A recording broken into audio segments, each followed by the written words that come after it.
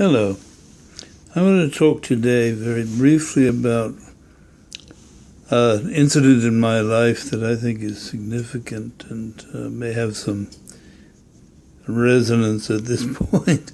When I was a student at Williams College in the late 1950s, 1958 was my last year there, I resigned from my fraternity.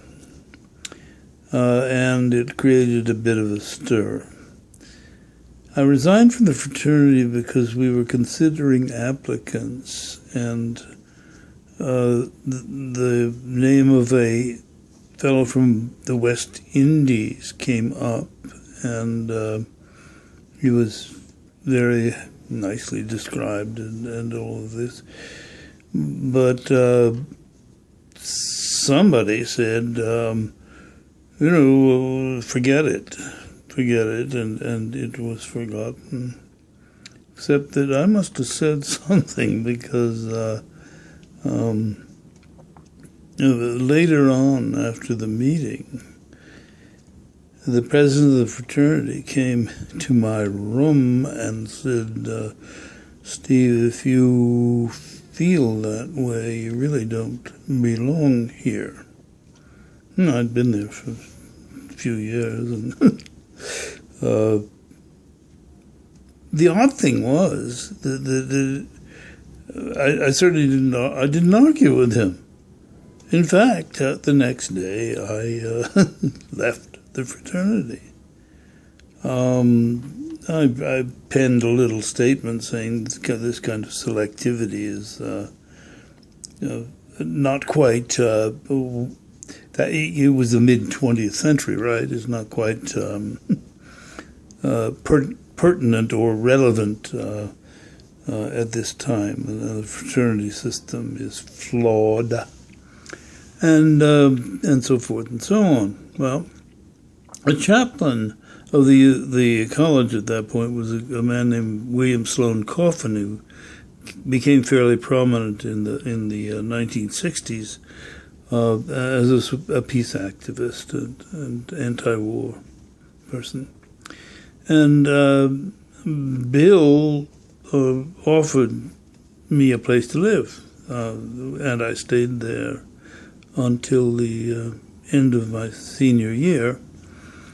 And while I was there, this fraternity thing began to bubble. With a few people, other people, friends of mine actually quit their fraternity in the wake of my resignation, and Bill Coffin was vocal against fraternities, and so it was a bit of a stir at Williams.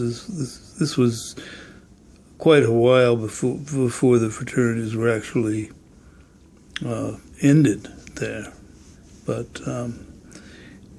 While I was at the Coffin's house, I was out for the evening, but some fraternity people came and shot through the front window of the house and narrowly missed their first child, Amy, and a babysitter who were, I think, walking in the kitchen area, which was sort of in the back of the house, but the thing came right through the window, and boom.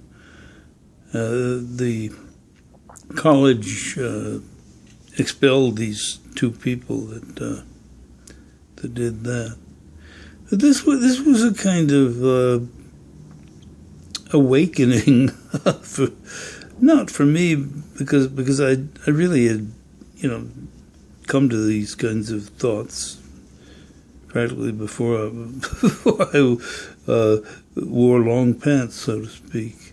And at the same time, I record the incident to indicate that when you take positions, particularly in an environment where they're not terribly popular, you're going to get smacked. And unfortunately, you know, we now have a situation in this country where if you take positions, you go and investigate something and you reveal things and you know, use sources and things like this, you can go to jail.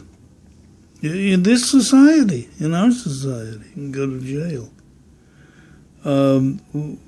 Dissenters today,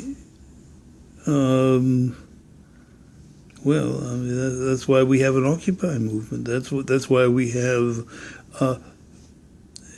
We're going to have, as I have said in many of these videos, we're going to have a democratic revolution. The impetus that led me to quit my fraternity more than 50 years ago, I guess. I can't add still. The impetus that led to the civil rights movement of the 1960s, the impetus that led to the subsequent feminist movement and to all the LGBT movement and all of these things have vastly plowed the soil for the emergence of a democratic revolution. And I believe it's going to happen through the century, and universally. Because even with the horrendous way our politics has now degenerated into kind of a binary either or, immature idiocies, that kind of thing.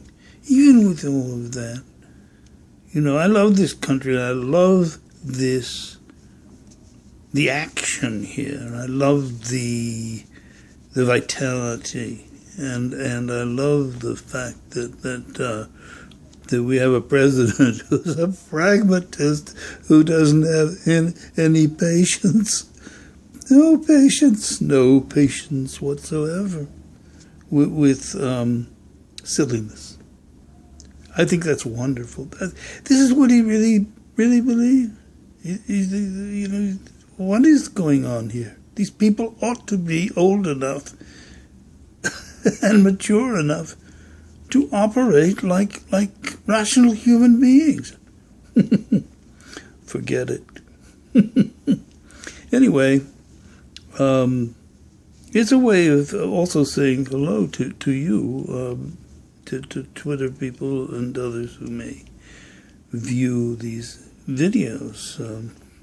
You need to know who you're dealing with. and one of the things you can know about me is that I quit my fraternity when I was a senior at Williams College. And I'm proud of it now, and I was proud of it then. Thank you.